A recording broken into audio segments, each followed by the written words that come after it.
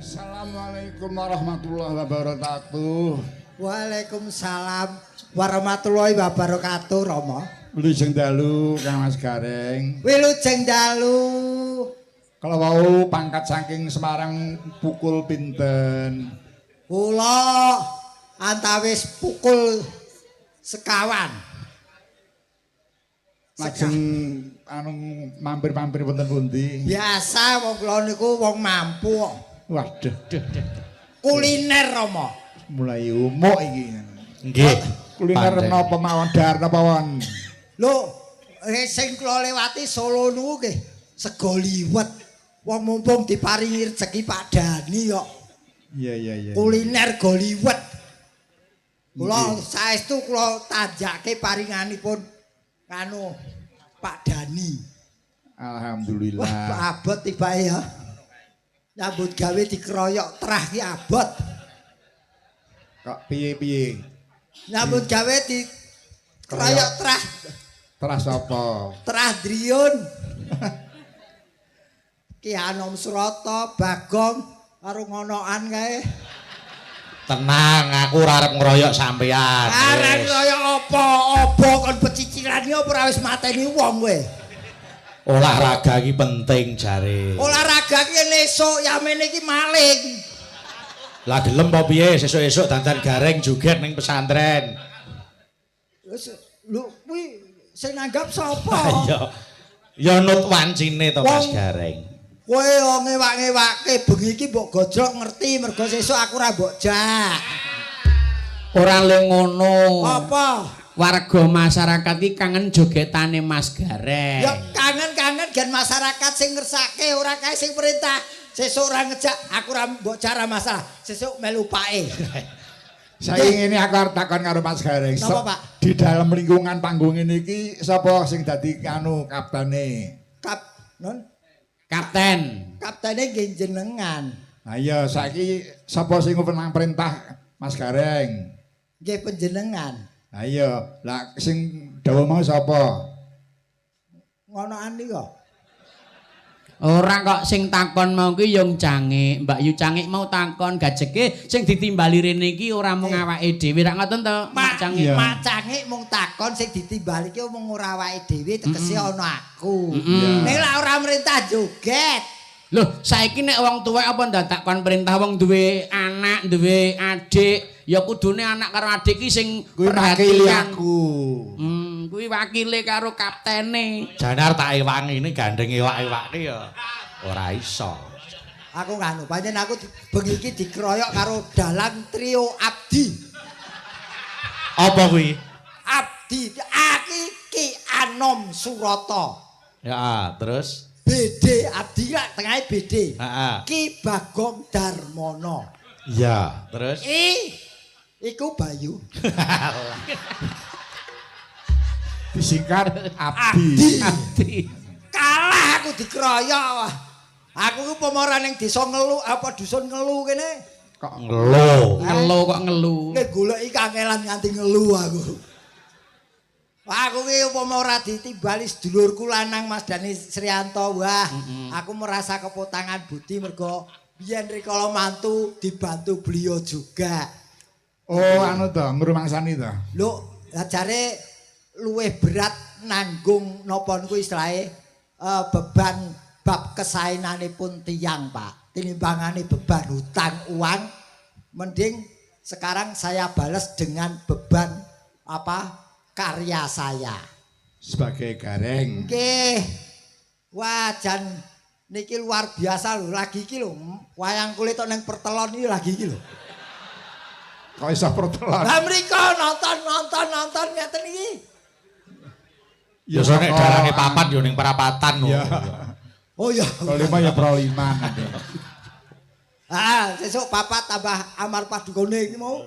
Ning anu kok Mas Dalem. Gareng. Dalem. Mas Dani ki mau cerita karo aku kok. Jane oleh nyuwun tulung sampean ku ora mergo saka kebaikane beliau sing nalika sampean ewo ki beliau rawuh ana pahaman biyen kae. Nggih, nggih. Ora mergo kuwi kok. Sebabe Mergo urusan pit montor sing do kemalingan ning pasar Johar kae lho. Mas Dani ki rak pengacara to. Sampeyan kok ora ditulungi Mas Dani saiki 5 tahun ki minimal lho kuwi. Lah, oh iya toh. Mas Dani kan nulungi aku mergo ngerti sebetulnya saya tidak bersalah. Lah piye? Intine pelaku itu tidak tunggal saya. Bener sing nyolong pit motor ke aku. Nek lak sing ngedol meneh kowe. Lah, Sing ngedol aku. Oh. Lah aku iki duwe kapten kok tetep tak laporke nyang Pak Kapten. Nyakot-nyakot kowe. Kowe ra wani, mbok kiwa kae cakot. Wani ra. Kowe iki omong. Aku mau ngomong aku pengen delok dagelan joget ngene seneng atiku. Wah, wah seneng anggar kancane tersiksa seneng kowe. lak nuwun sewu Kang Mas Gareng. Dalem, Bapak. Ngangkat timbalan Kang Mas Hani sampun nambah kaping pinten. Nggih, mbok menawi menawi mboten klentu kula biasanya anggar duite wis entek lali, Pak. Kula kaping 3 nggih Pak Dani nggih. Kaping 3 mbok menawi. Alhamdulillah. Nggih, alhamdulillah kaping 3 sowan Nggih, tlatah nggih, mriki dipun pitados ngregengaken swasana sing baku niki milatnya aku seneng kuwi istilah nadyan aku ora ngerti tegese mbok menawa kuwi ya padha ning lebih pasnya itu kalau HUT itu diganti dengan yang lebih tepat. Napa Mas? Karena kalau HUT iki lak ana singkatane hari ulang tahun ki ora tepat. Tahun kok diulangi berarti umure ora tambah-tambah. Oh Sing nggih. bener hari ulang tanggal dan bulan. Tanggale iso dibaleni nek taune tetep lumaku. Nah, lumaku. Nek ya apapun wong wis salah kaprah. Nggih. Ya ndak masalah kalau mardiah itu al-mardiah itu artinya yang diridhoi Nggih. atau bisa diterima. Jadi adanya pondok ini di sini bisa diterima dan diridhoi. Amin. Oh, iki ya. Aku yo buka Google ngene iki. Kuwi ana jroning Al-Qur'an surat Al-Fajr ayat 18. Betul. Irji'il ila rabbiki radiyatan mardiyah. Padahal mardiah ini nggon kuwi Bang Didil. Wis beda meneh kuwi ra jeneng wong. Lah iya, ngono kok nganggo jeneng mardiah wong Bang Didil. Lho, Bang Didil kok diridhoi piye? Ning ya pas karo niate kok Mas Ganeng. Pripun? Wong nyatane niate iki minterke warga masyarakat ing babakan olehing agama, sinau agama. Nah, saniki mriki disebut pondok, tegese pondok kuwi apa? Wis, Miturut. yen iso ki gedung iki lho, Pak. Dek sapa? Lho, ya mbuh. Pondok itu dua suku kata, pon dan dok. Nggih. Pon itu pondasi anak tentang ilmu agama, disinilah tempatnya. Nggih. Dok kuwi saka tembung dokumentasi mulai gambar, tulisan, film tersedia di sini untuk dipelajari oleh para muridnya. Amin. Jadi iki pondok modern dan Islamik. Pondok modern. Islamik dan membudaya. Delok to bangunane kuwi lho. Gendeng kae, Nggih. joglo dhuwur kae karo nyawaku larang kae. Lho tenan iki sing gazebo iki. Aku bali kon nggawa kuwi cucuk iki. Ora apa-apa nek Angkat dhewe. Ha iya. Apa? Digawa dhewe kuwi lho. Ya njaluk tulung yoga-yoga niku lho. Alah. Jare bolo. Kuwi pondok ya. Nggih. Nek sampean iso merdeke al-mardiyah selain diridhoi kuwi mau, coba Mas dioncaki Mas. Al itu pemanis kata, Mas. Kok iso pemanis kata? Ada tempat saya Al-Hikmah, Al-Fukron, kaya nggonku masjid nggonku At-Tobah. Jadi pemanis tapi yang baku mardiyahnya. Oh. Iki marginipun lare ingkang badhe pinter bab agama wonten mriki. Dididikanipun dari tradisional yang artinya itu budaya sampai ke modern ada. Ya ini pondok yang paling modern di wilayah ini. Nggih. Menekankan, menekankan. Yakini. Yahini. Basa yakini apa? Penonton wis percaya kowe geger wae to kuwi. Mare ketoke ngarang kowe ora dukung blas kok. Wong jenenge lho lha tegese bagus wis kon nerjemahke apa meneh? Kene iki desane apa ta? Ngelo. Ayo. Dusune Ngelo. Ngelo. Nggih. Niki nggih. Nggih. Iki wong gandeng aku iki wong pinter, dadi ya per huruf. Per huruf. Oh, nggih. N nenggih Bapak Dani Srianto ingkang kagungan kersa dalu niki. WN. Terus G. Nah, niki gedhe raos syukuripun dalu menika ngawontenaken syukuran. Terus E. Ewadene hiburanipun wayang kulit. Terus L. Luar biasa dalangipun trio abdi. Terus O. Ora keri gareng Semarang yono. Si mlebu kono eneng ya. Saben singkatan mesti mlebu ya. Ah kula jagake nggo nyaur utang ora mlakut. Nggih. Wong jenenge wong ditimbali katanya semakin kesini kita harus semakin kreatif. Iya. Mengejar kemajuan teknologi yang ada. Mboten beda pondok sekarang banyak pondok yang modern karena teknologi semakin modern. Ora wujudnya ora kaya mbiyen monolog atau bicara antar mulut tapi sekarang sudah tinggal pencet ilmu datang. Niku nuduhke yen kemajuan niku dienggo hal yang positif. Nggih. Ya ta Mas, Nggih, mergo bener. adane sok ana sing menyalahgunakan kemajuan teknologi. Nggih. Dienggo nyebar hoax, dienggo Hoax. nyebar fitnah lan liyane. Nek kene ora ana. Makanya saya juga mau titip kagem pondok Almardiah mriki. Titip Bapak, sekarang yang terjadi fenomenal yang ada di masyarakat sekarang bangsa Indonesia. Agamane super, nggih. IQ-nya tinggi, tapi Nggih. yang tertinggal adalah tabiat akhlak sopan santunnya anak sekarang drop. Nggih. Mila Betul. kula nunut tulung niki bab sopan santun tabiat anak sekarang nunut adab nunut dipun bantu dipun sayaken malih kados diinguni. Nggih. Iki yang terjadi iki riyel lho Mas. Leres. Riyel dadi nggih nyuwun pangapunten ora jeneng guroni mung titip. Nggih. Ah dadi apa-apa ki wah iki lho aku jenenge wong ngrejekeni ngene iki lho. Pripun Mas? Kula ngadeg ki metu kopi. Nggih, Mas Gareng yo di kopi men ra mambu kok ya. Ngomongane ra enak. Lho, kopi Kopi karo kapur barus dadi ya. Wah, pake mulai ngeroyok iki. Mboten. Mas Apa? Gareng men semangat men melek. Oh, semangat melek iki ora Mas Dari kudu dikopi tegese matiku mambu. Ora. Mas Dan iki wis ngendika karo aku kok Mas Gareng. Nggih. Sing intine pesantren iki kejawen. Nggih. Dadi ora ninggalake budaya Jawa, malah Iya, mau iya. bar ngendika menawa ingkang dadi bahasa sing disinau ora mung bahasa Indonesia, bahasa Inggris, ora mung basa Arab, basa Cina ning basa Jawa uga Basa Jawa. dikedepankan. Betul. Dan yang lebet ngene Mas, yen aku lho Mas. Aku ki ya iso dikatakan seorang muslim. Jadi saya iki ning ndi-ndi tak tokke hanya sebagai pengingat saja. Nggih.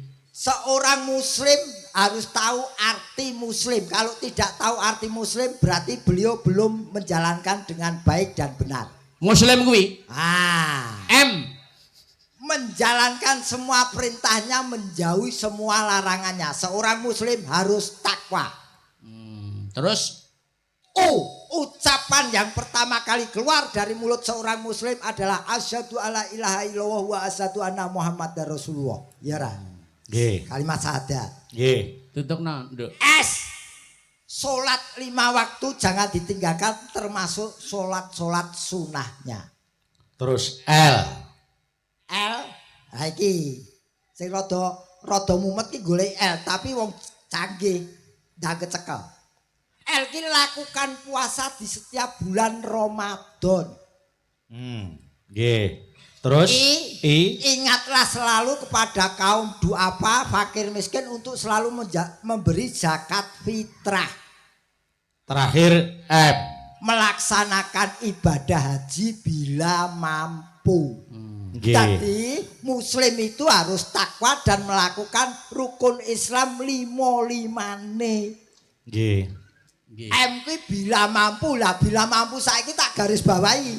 Yen bila mampu itu tergantung materi.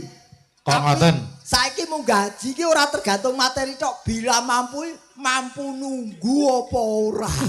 Saka suwene. Mergo indene saiki ono ning ya semuanya harus kita lakukan dengan cara apapun asal itu halal, insya Allah akan bisa terlaksana. Amin. Nah, ngene iki wah, Cucuk nanggap Mas Gareng. ora cucuk tok brutu barang kok. Oh jenenge aku iki lho tekodok kanthi saiki urung kepethuk padani lho iki. Durung ta? Nasibku piye iki? Loh, tamu ki urung dimanggake tuan rumah ki lak nasibe piye? Entuk ora teko ning kene iki entuk apa ora ngono lho maksude. Ya saka memitrani iki akeh sing kepareng rawuh mriki kok Nggih, Mas. Dadi ya nyuwun pangapura nek urung iso nemoni Mas Oh, nggih. Gareng. Oh, Iki wis pinarak. Kula sampun sowan, Mbak. Nggih. Togo padha Semarange. Kowe wani karo aku ciak kowe. Kok terus Boloku ngono. padani ning Semarang saiki kok. Nggih. bengi iki ora mung wayangan tok Mas Gareng. Apa? Engko jam 12 bengi tepat kuwi ana kegiatan doa bersama. Oh, nggih. Dipandhigani Bapak Kyai Haji Rafiq saka Salatiga. Nah itu bisa mengambil budaya atau kebiasaan kita orang-orang tua kita dahulu dan juga budaya agama atau tradisi pula. Coro-corone agama Islam yang tahajud itu kan pasti lepas dari jam 12. Mula ki tembunge Nggih. Arab digarap, Jawa digawa. Leres riyen piyai riyen sepuh-sepuh jam 12 munggah mesti metu saka omah berdoa semampunya. Itu dulu. Nah, kalau sekarang kalau yang merasuk agama Islam ya tahajud kuwi. Monggo lho Mas Dar, monggo. Wah, koncone aku kemringet e. krungu Pak Warto jare ora mung Mas Gareng bintang tamune. Nggih, Rama. Nggih. Res. Ana sapa wae, Nduk? Niki wonten Mbak Niken Salindri. Oh, putuku Nggih. Niken Salindri. Nggih. Nggih, Pak. Mbok ya kene diaturi munggah yang Panjenengan komandanipun panjenengan ingkang nimbali. nggih wancinipun dipun aturaken putuku wedok. Monggo dipethuk aja dipeleroki. Monggo aja, yo.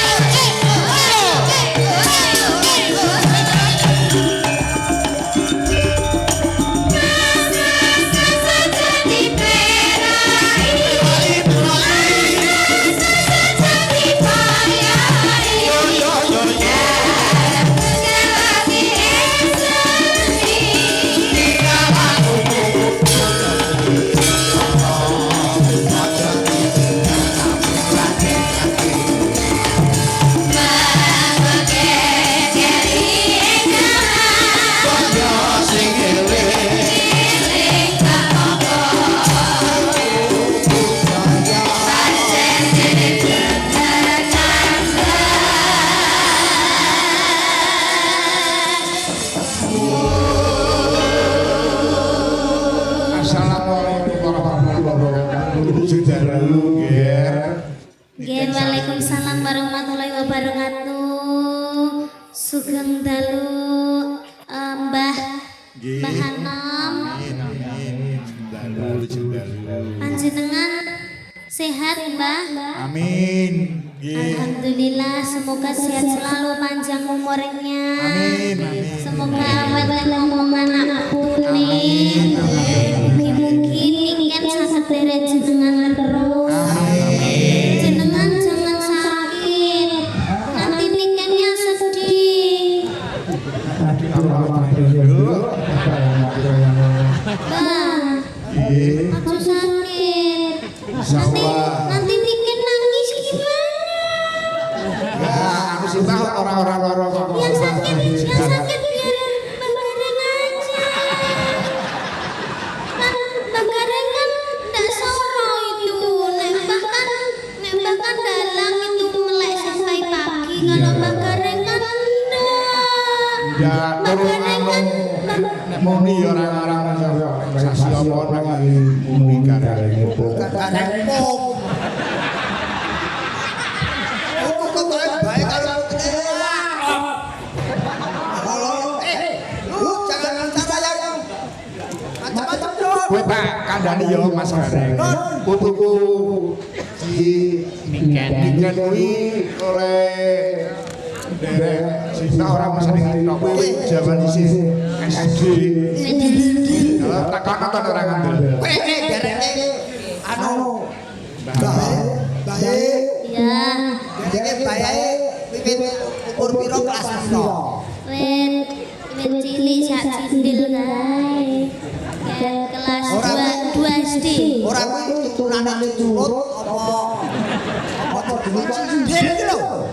Ya sik nil-nil kae yo. Sik kelas 2 SD saiki 2 SMA. Tahu derek.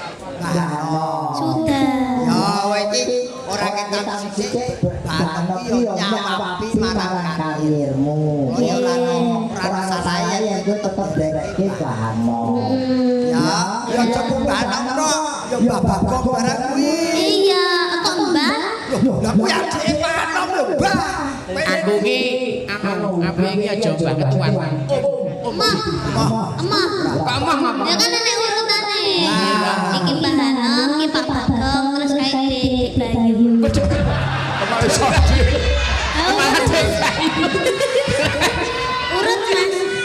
Aja Ya Mas kok.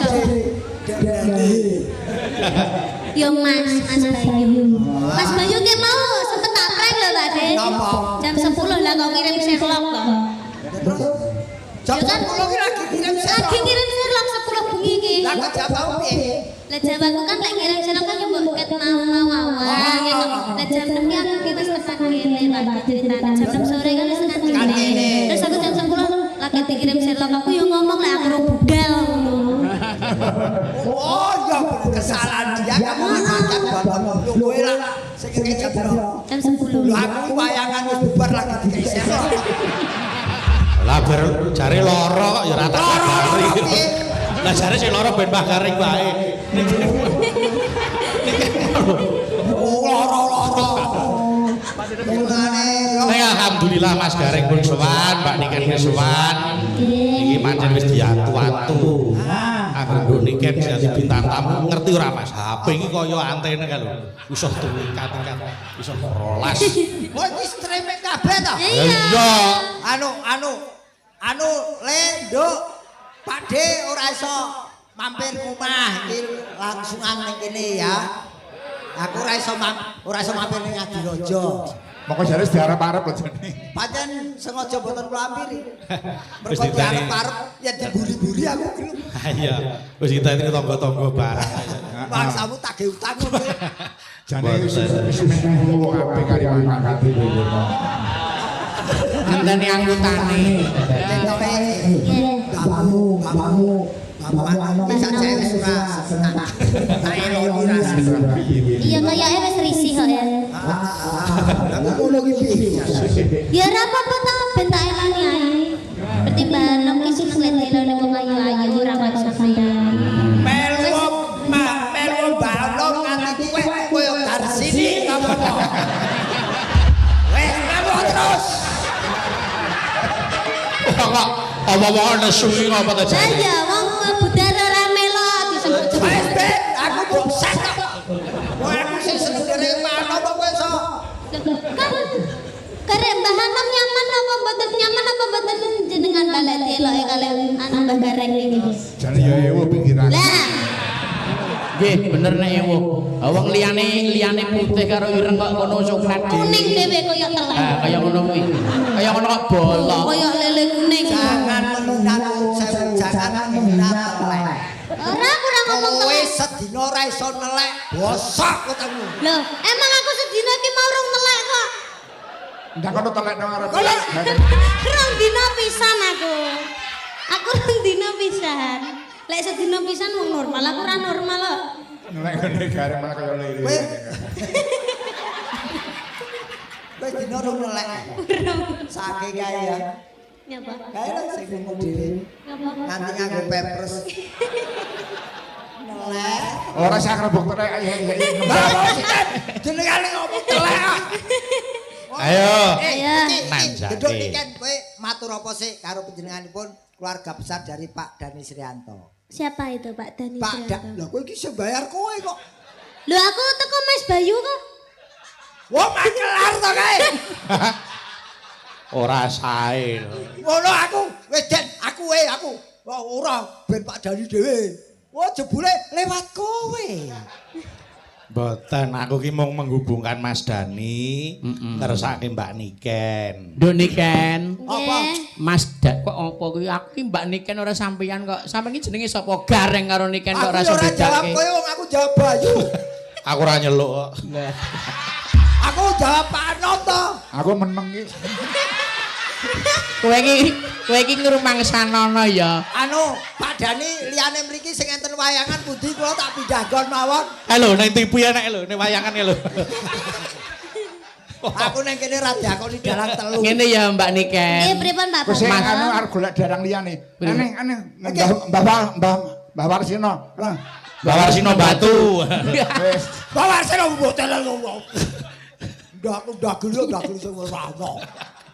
Niki acarane napa? Anu ngene ya Mbak Niken, saka kersane Mas Dani iki tasakuran, iya ta? Nggih. Milad Pondok Pesantren Al-Mardiyah, lan uga Haul Akbar Luhur Al-Mardiyah. Nggih. Iki kegiatane akeh banget, kegiatan sosial lan uga kegiatan hiburan sing niate nglipur masyarakat. Lah warga kene iki kangen karo sing jenenge Mbak Niken Salindri. Oh nggih. Ah, kuwi Alhamdulillah. sapa meneh? Liyane Niken Salindri sapa? Aku ya dalang ya iso. Bagian keamanan mau nang ndi to jare? Lah wong dalang telu lho. Seragame putih. Jane papat. Suliye Mas Warsino slek. Lho iya, dalang telu iki seragame kabeh putih-putih. Lah sampean kok malah wajahe sing putih. Oh. Iki nandakake bahwa saya tuh seorang yang putih suci tanpa dosa. Lah kuwi nek irenge kaya telek cecak nek putih karo ireng kok. Wong ki ora ono sing sempurna. Sesuci apapun orang pasti punya dosa walaupun setitik. Weh, ya hebat. Iya. Mula sesuk neh iki anu konfirmasi se. Apa, Mas? Sampeyan ki nek lewat anu Limbo, Mas Limbo klambine apa? Seragame apa? Ben ketone Menyesuaikan. kaya keru. Lah. Ngerti rat? Keru kok sih, keru. dalam kono ki TLK. Apa iki? PLK. Telek. Wah, Ketelek. Den, kok warnane apa biru? Bareng aku nggawa biru, ngerti-ngerti ireng. Aku ping piro ae diblosoke. Lah wis Sing ngerti. penting sarwa sila ya. Aku tenan aku kok anggere mbok sakiti meneh, aku ora melu kule. Melu panom. Lah kok Bapak ora lunga iki dadi. ora lunga malah kon ngeroki. Ya nek ora Mas Bayu ya takon karo sapa wong Loh, anak tapi buaya sing- akeh Sing lho. salah niku gancane Pak Degareng kok Pak. Lah nggih. Kudune sampean lek wis ngerti sampean bolak-balik disakiti, dibohongi, diapusi, diprank kudune sampean nggawa klambi sak lemari. Lah. Kuwi Menyesuaikan cocok. teman-temannya. Mobil iki dikebaki dandan gareng sing akeh. Oh. Kuwi arep tagapan apa minggat? Tagapan sewengi makan se. Lah ben sarimbut tok. saribet. Paribet sari Cahayu, kowe matur Pak Dani sik. Jajal. Nggih, matur sembah nuwun kagem Pak Dani, sampun nimbali kula sak rombonge. Sak rombonge nek kaya kerupuk. Bar dodol kerupuk apa piye kok. Oh, dadi Mas Gareng iki dianggep rombong. Lah kowe jejer Mas Gareng. Kuwi ora rombonge kuwi sunduke dadi. Mas Bayu, Pak Bagong kalian Mbah Hanom. Mugi-mugi sehat selamat wilujeng. Amin. Amin. Rezekine kathah barokah turah-turah ora lokaning malah kebak. Amin. Anak putune. Amin. Mugi-mugi tahun ngajeng nanggap malih. Amin. Amin. Mboten damel gareng nggih pun gayeng kok Pak nggih. Nggih. Oh iya ora nganggo gareng wis gayeng ya. Nggih sampun Mbah. Nggih to Mbah. Jenengan ngrasa ngoten mboten Mbah? Iya, bener. Lah iya. Oh dandres. Ora apa-apa sempaku tak cantolne genteng. Tak jiko. Nekat. Arep juga ki apa ngerti wancine ning nguncake kok. Oh, ora kena wonge kena sepak. Gila nih. Lah salahe sepak kok diucalke iki lho. Wis men arep dijiko. Wis ngerti wong. Kuwi nek turu ning plafon kok Gareng kuwi nek turu. Maka ngenteni. Rata umbah seminggu. Nggih. Iya. Niki nyanyi nggih, Mas. Tembangan, ayo. Monggo, ayo. Tetembangan sing klasik. Terus niki enten anu penyuwunan wonten ingkang ngersakaken lagon pepeling. Ah, Nggih. pepeling, lajeng menapa malih? Iki boko siji aja. Oke, geduk niken pepeling, Nduk. Kene, Nduk, sayang. Ya. Kene. Yo. Ayo ning ndi? Ning kene wae kok. Iki pepelinge. Ha iki ditinting. Nyuwun pepeling sing bawa Mas Gareng mengke lagune Mbak Niken. Nggih. Nggih. Ayo rada cepet ya. Kan yo iso lho. Iki Nadianto langgam ya dijogeti ya penak ya. Oh nggih. Dadi kowe kudu joget, setiap lagu kudu joget. Ya. Bayu karo Bagong iki kaya tumbuh entuk tutup kok. Ngene Mas Gareng. Wah iki gonge. Wong Gareng kok trauma iki apa to? Aku ngomong hati-hati kan. Lah nggih pripun, Pak? Jebul ana sing ngresake pepeling mau, ana meneh sing ngresake pepeling kadangku Taruna Mas Saiful. Oh nggih. Matur sembah nuwun dene kula sak kanca dipun paringi Degan. degan jeli. Oh, degan jeli Mas Saiful. Dereng komplit kula dereng entuk. Wah, Nanti kamu keri kok. Iki sing diwenehi iki trah kok, sing ora trah ora kok. apa? Lho, ora Mas Saiful iki jek trah. Lho aku ya trah lho. Trahane. Kuwi terhane. Yo Mas Gareng. Oke. Sesuk kambil ya Mas, kambil. Aja degan.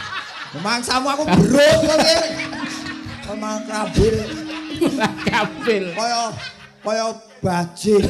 Monggo Mas Saiful sak keluarga wilujeng midhangetaken menika pepeling. Rukun Islam. Ayo Ade. Loh, aku apalaku Ya dukuwi. kesuwen kok, Ora, kowe apalamu tutuke. Ma. Ben kowe diarani penyanyi all round. Lho aku anjen iso kok. Sik, Mbak Niken, Mbak Niken, bawa pepeling niku rak enten dhewe. Nggih. Nduk niken rak urung tau krungu to? Nggih. Ben Mas Gareng, soalnya sing ngapal Mas Gareng. Kaya tak kei dalan. Ngene lho, Bu. Bismillahirrahmanirrahim. Ya didongake bareng-bareng kagem Mas Gareng Al-Fatihah. Auzubillahi minasyaitonir rajim. Bismillahirrahmanirrahim. Sapa sing bengok sae napa sae sapa? Iki didongake iki ben panjang umur, men lebawa ki selamat. Amin. Lah, Iya Mas. Kasih toti saking Prowinasis ngeling ana wong urip ing donya bebasan mampir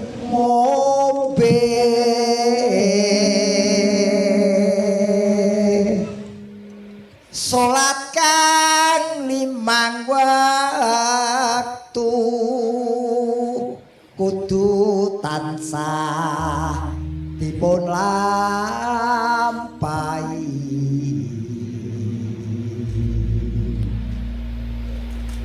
iku cagak agama pakartikan luhur ngedoken tumindak mungkar yati urip mangya tentrem lahir batin bejo donya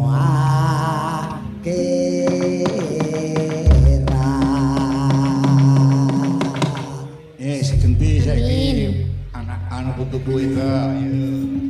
Monggo buka celuk Mbak Niken. Nino. Monggo.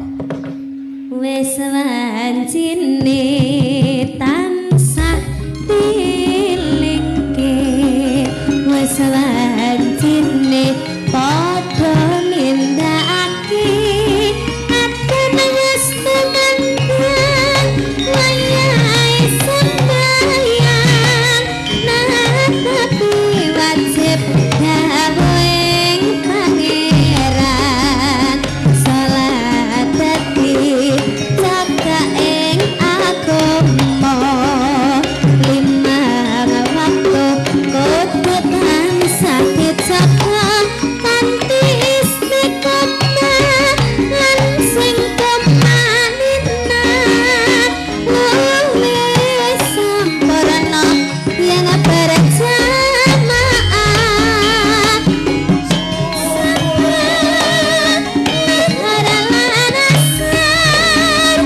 salat saya pinatake tenda mungkar magrib lan isya cangkepi perayakane tinambah salat sunai jasrana iku perintah agama ngelingana ing donya mong sadelo sabar lan tawakal pasrah sing kuwasa yen kepengin besok mung kasuwarga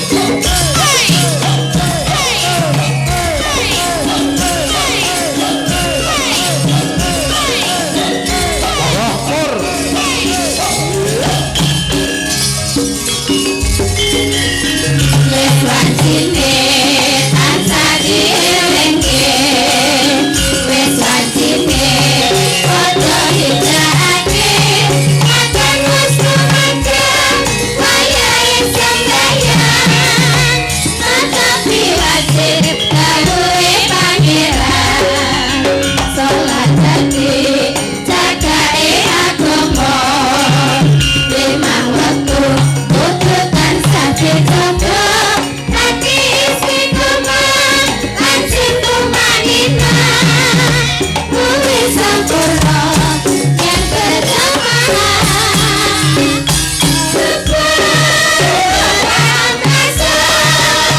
salat saya pinatake tindak mungkar magrib isa cangkepi rayakane ditambah salat sunai sesempurna iku perintah agama ngelingana ing donya wong sadelo sabar lan tawakal pasrah sing kuwasa yen kepengin besok mung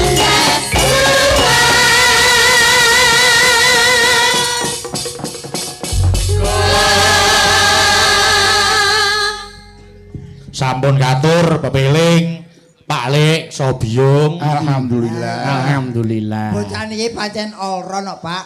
Lagu sakniki oke, lagu sing pun riyin nggih tetep disinaoni kalih Niken niki. Ya ora aneh yen duwe kaluwihan kaya ngono putuku marga ya iku ya anak dalang lho Mas. Nggih.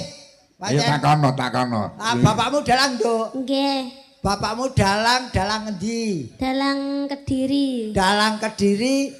Asmane sapa, Bapak? Kidekleng Gondo Supono Kidekleng Gondo Supono Kidekleng heeh Gondo Supono Kok Degleng? Ayo. Danya apa? Ya ki nama populernya Ki Degleng Gondo Supono. Nama asli. Oh nama asli Degleng. Iya. Woi. Nyapa lo lek dekleng Ya terus ora. mbok kira gendeng ngono. Ya ora nyapa-nyapa. Lah bapakku lek ora tak jenengi, ora dijenengi dekleng gendeng ngono ya ora payu tanggapane. Oh ngono. Makane dijenengi dekleng men laris. Kula Asma Kinarya Iya, Joko. oh. Oh, Degleng. Kondo Supono. Lah ayo dionceki piye, Degleng? Ayo dionceki ngomong piyayi waskita. Niki Degleng niku niku dene penonton kang nyebut lan mempopulerkan. Ya. Gleng lu glelang-gleleng selagane. Wong Degleng niku mesti glelang-gleleng ngoten. Bener. Nggih mung tekan niku tok Loh, mawon. lah Suponone Kondo ki ambu. Mambu, su ki luwih pono kuwi cetha. Gondone luwih cetha timbangane wujude. malah Dadi kaya batang. bapakmu rong ketok ki gondone tekan kene. Kayak telek. Ya ora kok ya. Ya omong kowe dhewe lho. Ya pok melu ndongake Mas Degleng pinaringan sehat. Amin. Paling panjang yuswa. Jenenge niken pancen cucuk. Niki niate wiwit cilik kepengin dadi seniwati ampuh utawa unggulan. Nggih. Ken napa mawon saged mergo niki sing dipelajari werna-werna lagune baik klasik maupun yang modern. Amin. Salindri saben dina sinau. Terus Lin. Lintang panggung statusnya. Lintang panggung ora bintang lho, lintang panggung. Mergo Nggih. gili. Terus Dri. Drias Moro. Astrane dhuwur men. Lho lah iya to. Nggih, Naik panom kok. Nggih. Drias Moro. Yo wis kuwi ngerti ku. Nek miturut informasi napa leres menawi Kang Rama menika tesih trah saking Klaten to, Nduk? Nggih. Terah Nggih. Klaten ndi? Terah Klaten ndi? Cetakno. Soale Bagong iki gampang lalen. Ngono. Ngawonggo no. Hah? Terah. Ceper. Ceper nggih. Japer. Ceper. Ceper ngawonggo. Rata-rata. Ya ceper. Dadi sih ceper ngawonggo kuwi Mas Gareng. Iki ya banyu Klaten ya, Wan. Aku yo Terah terah. ceper dadi kuwi rak bisae jaman lakon anu Pandhawa Traju wae to. Sampeyan trah apa? Aku terah. Traing kusuma rembesing bledhok ya aku. Kuwi rembesing WC ati ya. Bledhok wis elek lho tekan WC. Berarti jumbleng trae. WC kok rembes. Yang canggih menika wonten penyuwunan lagu. Nggih. Saking Bapak Lagimin Ngelo. Assalamualaikum Pak Dalang, kula nyuwun lagu. Wah, ora sopan. Nyapa? Ayu-ayu ngentut sak gon-gon. Lah masuk angin. Masuk wong ayu ki wong ayu ki jebule Mas. Wong ayu jebule entute ya mambu. Mambu parfum kok. Sampeyan dhewe wis ngendika to mau siji nelek lho nek rasa nelek rasa ngentut ki rak bahaya. Lah ya ki teton kuwi dhewe rak ya memestuti omonganmu to. Ya. Wis Ya omong kari nampa kok jenenge segara iki. Garek Napa-napa entut ora itu juwe. Iki anu lho wis meh jam 12 jangan. Nggih, tasih wonten 10 menit malih. Satu lagu pas. Nggih. Satu Niki lagu. jalukane iki Kembang Rawe karo Kembang Asmara. Ning Kembang iki api. pokoke tak pasrahke nduk niki arep nembang napa. Terserah. Niki ya mumpung wonten Mas Tatok barang dadi mboten ming klasik Nggih. supaya penonton kabeh kawaratan kabeh ben padha rumangsa Ndi, Mas entuk Tatok? hiburan. Mas Tato Nggih, niki nggih. posisine. Niki anu mawon nggih, mawon tanpa mundutan ayang-ayang, Pak. Oh ngoten nggih. Oh, kakean ngombe panas ki anyang-anyangan. Wilek sampeyan. Kowe. Ayang-ayang ki apa ya? Bayang-bayang. Ayang-ayang. Ya sekarang sing penting anu dipaske jam 12. Nggih, ayo diaturke sik. Monggo. Ayang-ayang. Lho, Lit. Monggo Mas Tato. Ya. Nggih. Besarangan Ayang-ayang. Abdi Solo kalian Abdi Niki Dalem. Bagong Group. Kalih Abdi tadi loro Nggih. tadi Bersama siji. Bigi. BGG. Apa BGG? Bagong Group. Tak kira begigi. Tambahi kali gareng laras. Oh tak kroyok lho ki anakku gareng tralalah lho kuwi. Gareng laras. Tralalah putuku. Iya Mas Tato, monggo. Matur Terima nuwun. kasih matur sembah. Nggih. Ayo ayo.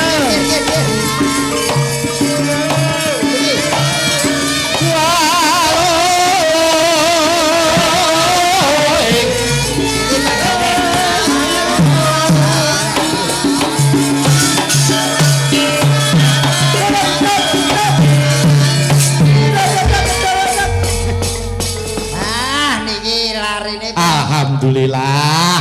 dibetake ki Mbak Nenggong seprono nganti seprene. Sik namine sing leres sinten? Namine. Nama. Assalamualaikum warahmatullahi wabarakatuh. Waalaikumsalam warahmatullahi wabarakatuh. Nggih, nami kula niku asline Ayu. Ayu, mboten to. Sing tiyang sepuh jenenge jenengan kan mesti komplite sinten? Nami kula Gede Ayu Putri Marheni. Non. Gede Ayu Putri Marheni. Gede Ayu Putri Marheni. Anu, griyane pundi? Wonogiri to? Pondok Ngadirojo. Walah. Lho kok tanggoku dhewe? Lah nggih. Nggih kula anu mbah kula Ngadirojo, bapak kula Ngadirojo. Nggih, anu kalih ibu niki wau. Nggih. Kalih Ibu. Sakmenika tasih sekolah. Sampun lulus. Lulus menapa Mbak Yu? SMA, SMA LB. SMA LB. Wah. Nggih. Ya, ini Mbak Ayu ini kepengin memperlihatkan kebolehannya. Wingi bar nusul aku ning Ngadirojo. Iki. Nggih. Ya ora ngerti wong aku ora mbok jak. Nyat pancen ora tak jak ya. Mula pengen nyuwun berkahe Biyung Cange. Nggih. Kalih Om Bagong. Nggih. Pengen dono suwanten. Anu pelok barang ya Mbak Miyori. Nggih. Heeh. Napa ta lagune napa niki? Aku tak nyuwun langgame dadi ati Oh, ngen dadi dibawani. Dibawani nggih. Nggih, Nggih. siap. Siap. Nggih. Mas Gareng aja ngurusui ben. Mboten. Kula tak sik. karo Durmagati mawon mriki. Gegarane wong akrami. Ngoten nika. Rusuhi didak wae nek perlu. Yo, Mbak Miyori, monggo kaya ngapa suarane? Karani wong krami tetu pandang teropo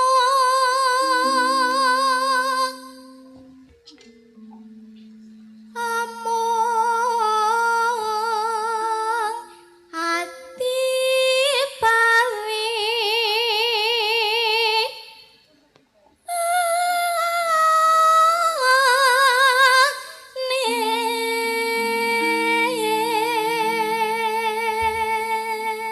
Wonogiri lho Mas Gareng ngila. Ah, Wonogiri yo. Ngadirojo le. Lah kok Ku sik do menengo. ya lanjut Mbak Miyori. Kena sarapung lagi di anu. Mas Gareng, aku arep pamer walaupun beliau itu dari SLB. Ning diselani omong kuwi nek golek laras langsung cek. Lah, ora gerayak-gerayak. Niki justru Oh. ngetes titi larasipun. Mergo aku wis tau ketemu. Nah. Dadi, yo Mbak Miyori jajal. Ngadirojo. Ngadirojo yo. Kok gareng ora ngono? Lah iya. Yo Mbak Miyori. Aku ngedol gamelan kok. lepo Oh, rungokno kuwi Mas Gareng. kena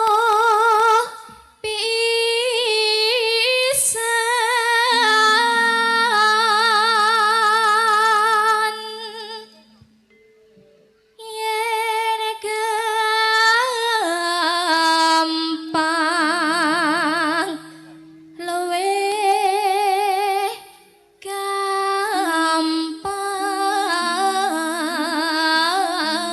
gampang Percaya apa ora? Luar biasa. Pleng Aturi, ya. tenan. Larase pleng. Mbak nyelani napa Ibu Presiden? Mboten. Bapak niaga pengrawit Mboten. dalang. Bapak kula sopir. Lha iki jane dulur sapa to iki? Kok iso Saking simbah. Oh, Simbah seniman. Alhamdulillah enten sing neruske.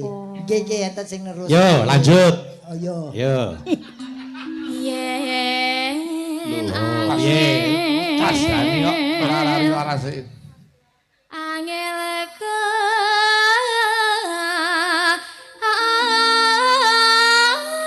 Ya.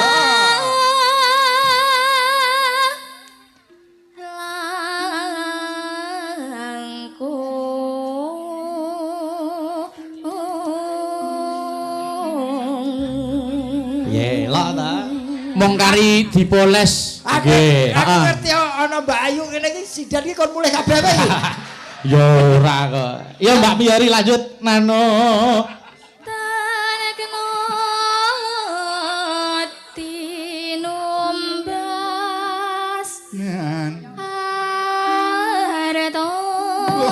Tepuk tangan Bapak Ibu. Elok. Pripun yo cange hebat ta. Nggih. Elok sing nyuwara dudu-tutuke ning ngrasane. Alhamdulillah. Ning niki kula curiga, Dik, kowe karo sing geder iki sedulur ya. Lah apa ta? Ketoke kok wis setel banget iki. Iya. Aja. Nggih. Wah, ning niki bakat yang luar biasa harus ini syukur bagi menika non. Sawe. Pak Dani, sawer Pak Dani. Lho. Aku mah kelari Pak Dani kok. Mbak Miyori, janjiku tak penuhi. Ini anu adikku. Mbak Miyori mriki. Mas dituntut rene Mas. Rasa tak wae. Ora aku ora percaya wis ora. Mbak Miyori mriki. Ayo Mas Pandu diaturke Mbak Miyori. Dituntut rene Mas. Aturke rono aku 10% ya. Alah. Kaya ono sing dadi pajak sih. Nggih, alhamdulillah. Nggih, Iki saka Om BG, ya saka Om BG. Kose. Apa? Sik iki Pak Dani lho, pandi aku.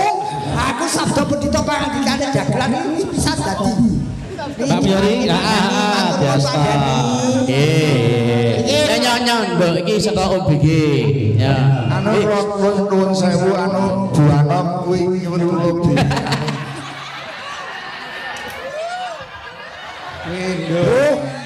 Bu alah Bu. Kalian Bugareng. Bugareng iki bontot. Bugareng iki bontot iki. Mriki tampani saking Ibu, saking Bu Anom. Nggih. Bojoku kok ora melu ning ndi? Digawa lesing.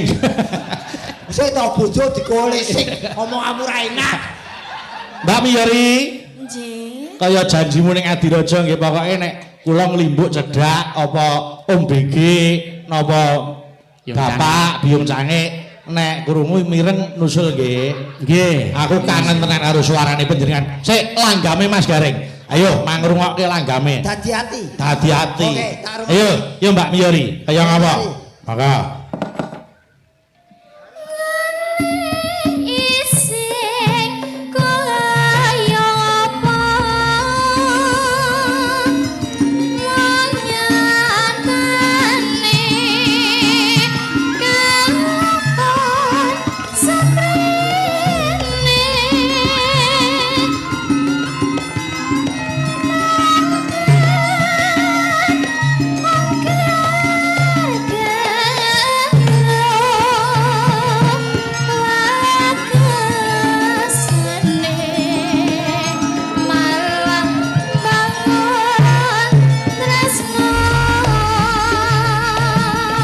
Mas Gareng beksa Mas Gareng.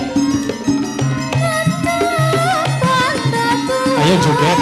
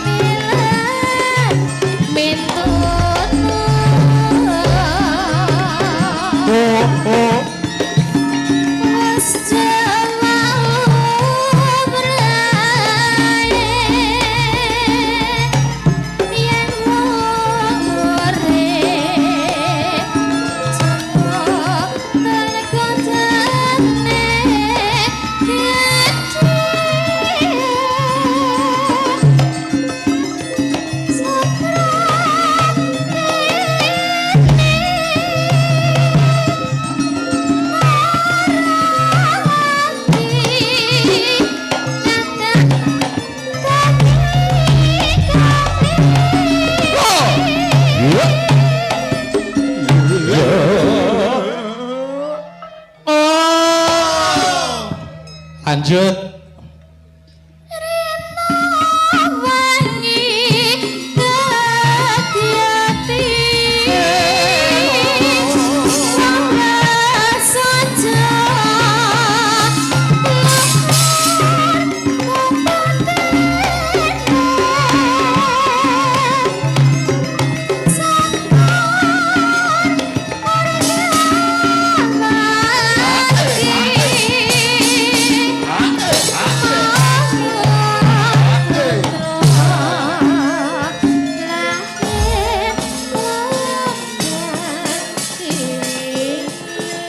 Sekali lagi tepuk tangan Bapak Ibu. Wah, Terima kasih. Yes, bintang anu Ngadirojo ya. Nggih, saking pojok Ngadirojo. Ngadirojo. Pondok Ngadirojo. Ngadirojo. Nggih. Pokoknya nopo mawon seniman nu muncul saking Ngadirojo top Markotopo. Lah iya kecuali gareng. Aku aku banyu kono nih. Nggih. Heeh, Mas Gareng ya elok kok ya. Banyu duaan nanti. Nggih. Tahu aku ya tibake aku wis tau kepethuk kowe ya. Alah. Kok terus ngrungkal ngrangkul karepe ngopo? Anakku iki karo anakku tua anakku. Mas Gareng. Nun, Aja cerigi sih, ayo nyuk nyawer iki nyawer. Lah mau maringi urung. sampun Pak. Kula zaman sakniki transfer Pak. Wis. Kok lali. Nggih, Mbak Miyori aja mandhap sik ya engko gara-gara tak suwuni anu suarane. Lenggah ning kono wae. Nggih. Nggih, heeh. Nggih, sampun katur menika Biyung Sange. Kuwi rekaman lo hebat tenan. Nggih, fotoku iki. Sik. Nggih niki nun sewu. Oh, mobil alah tulisannya ya. Mobil dengan nomor AD 1909NG untuk dijual dipindahkan. Mas Gareng. Nun, Menika wonten ing badhe anu paring bebungah kagem Mbah Miyori. Oh, sik. Nggih. Ini monggo, ini kenduk. Biar Bapak tidak terlalu jauh untuk memberikan hadiah untuk kamu. Saking Pak untuk Wiyono. Lah pundi piyayi? Anu Mas, Wilujeng dalu Rama. weh kudu sing dalu. Bapak untuk Kanjeng Sepuh rawuh, Kanjeng Sepuh rawuh. Matur nuwun. alhamdulillah. Bupati Sepuh ing Kamas Sragen. untung Kanjeng Sepuh rawuh. Rawuh, Wilujeng dalu Alhamdulillah. Rama. Nambah adem, alhamdulillah. Yes. Nggih. Wis ki berarti kowe keberkahan kowe nembang ning kene ya. Nggih. Diparingi karo Pak Haji. Pak Haji Untung Untung. menika. Kuwi sejarah, Duk, sejarah. Kowe anggere diparingi duit atau rezeki dari Pak Untung, duit wujude sisakno 1.000 simpenen. Aja mbok nggo nadyan kowe kepepet. Wis, kuwi anggere mbok simpen terus selama Selawase urip. hidup kowe mesti duwe duit. Iya wong ora dibelanjake kok yo. Dite yo ning kono terus kok. Entrah-entrah ae. Iki ilmu apa? Lek gatekke tenanan kok. Ekonomi lho kene, ekonomi padhopet lho. Nggih kudu sing dalu Kanjeng Sepuh. Matur nuwun. Niki pripun anu anak wedok niki? Ben lenggah kono sik kok gara-gara dia. Kene Duk, kene.